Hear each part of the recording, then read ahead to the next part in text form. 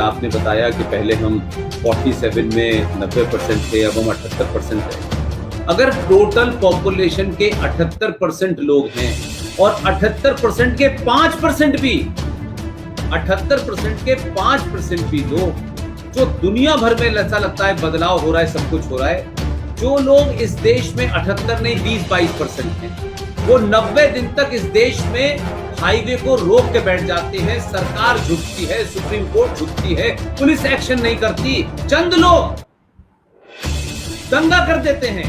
अगर जो बात अश्वनी जी ने कहा, थोड़ी देर के लिए मैं उसको एक पॉजिटिव नोट पे लेता हूं। अगर इस देश में लोकतंत्र नहीं है, भीड़ तंत्र है, तो भाई अगर भीड़ तंत्र है तो क्या भीड़ की सनातनियों के पास कमी है? तो एक बार भीड़ की ताकत दिखा करके ही ये तय हो जाए कि अगर भीड़ तंत्र से चलना है तो भीड़ तंत्र इतनी होगी कि दिल्ली में सड़क नजर नहीं आनी चाहिए। और ये इम्तिहान है, इसमें अश्वनी जी का, मेरा और पवन जी का, तमाम सारे लोग हैं, उनका निजी कुछ भी नहीं, कुछ भी निजी नहीं है। हम फिर आएंगे, फिर बोलेंगे, फिर करेंगे, क्योंकि हम ये सोच के नहीं बैठेंगे कि जंतर मंतर पे 10 लोग आए।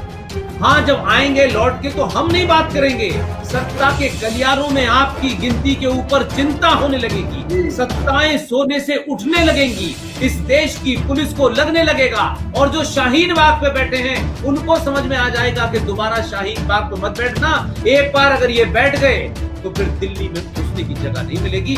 लिहाजा 8 अगस्त को जो अपील है, ये कोई राजनीतिक अपील नहीं है, ये MP MLA बनने के लिए, चेयरमैन बनने के लिए, सरकार को ताकत दिखाने के लिए टिकट की भीड़ नहीं इकट्ठी होना चाहती। मैं फिर कह रहा हूं, ये शब्द अपने आप में थोड़ा निगेटिव लगता है, भीड़ तंत्र, लेकिन भीड़ तंत्र से ही अगर दुनिया तय होनी है तो क्या भीड़ तंत्र हमारे पास कम है? हम भीड़ का हिस्सा बनने के लिए तैयार हैं। कोई ये नहीं कह रहा है कि PhD की डिग्री वाले वहां पहुंचेंगे, डॉक्टर वहां पहुंचेंगे और इंजीनियर वहां पहुंचेंगे। जिसको भी इस बात का 1% दर्द है कि भारत का भविष्य जिस तरफ जा रहा है वो नहीं जाना चाहिए, और ये कानून और वो कानून, भाई कानून की मांग करते रहिए, लेकिन आपका अपना जो दायित्व था वो तो निभाइए कम से कम। सिर्फ इस बात के लिए बाहर आएंगे कि 26 जनवरी हो गई, हम 26 जनवरी देखने आ गए, 15 अगस्त देखने आ गए, ये सालों से चल रहा था, सालों तक चलता रहेगा। इस देश में लड़ाई हर चीज के लिए सड़कों पे करनी पड़ती है।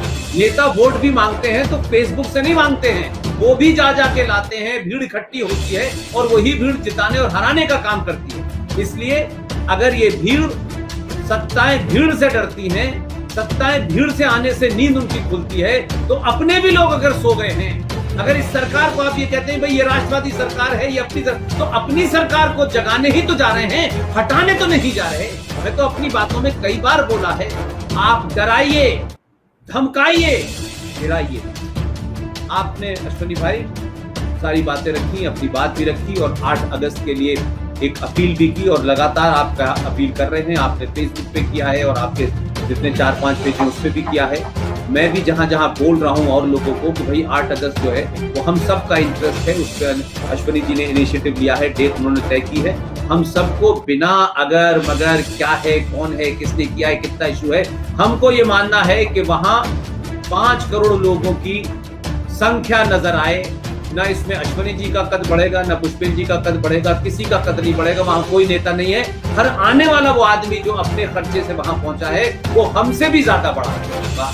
आप आए, आपने एक बार ऐसे ज्वलंत मुद्दे के ऊपर फिर दोबारा इतनी लंबी बात की, कई बातें हम बार बार आप जब रिपीट करते हैं तो उससे वो हैमरिंग करने की कोशिश आप करते हैं। मैं देखता हूं कि लोगों को बार बार याद दिलाना है। अश्वनी भाई, दुनिया में क्या होगा हम नहीं जानते, हमसे जो हो सकता है हम कर रहे हैं, ताकि हमारे मन में ये न रहे कि हम जो करना चाहते थे वो हमने नहीं किया, हमने अपनी जिम्मेदारी नहीं की, और हम इसने और उसने और दूसरों पर डालते रहे। लिहाजा इस मुहिम को जिंदा रखें, लगातार रखें, और आपने तो इसके ऊपर भी PIR डाली हुई है धर्मांतरण के खिलाफ, और कोर्ट में जो कुछ हो सकता है वो कोर्ट में करें, कोर्ट के बाहर जो हो सकता है वो भी आप कर रहे हैं। तो आपका मैं कैसे शुक्रिया अदा करूं, लेकिन यह है कि मैं आपका शुक्रिया अदा करूं, आप मेरा करें, इससे अच्छा यह है कि हम दोनों में से किसी का ना करें।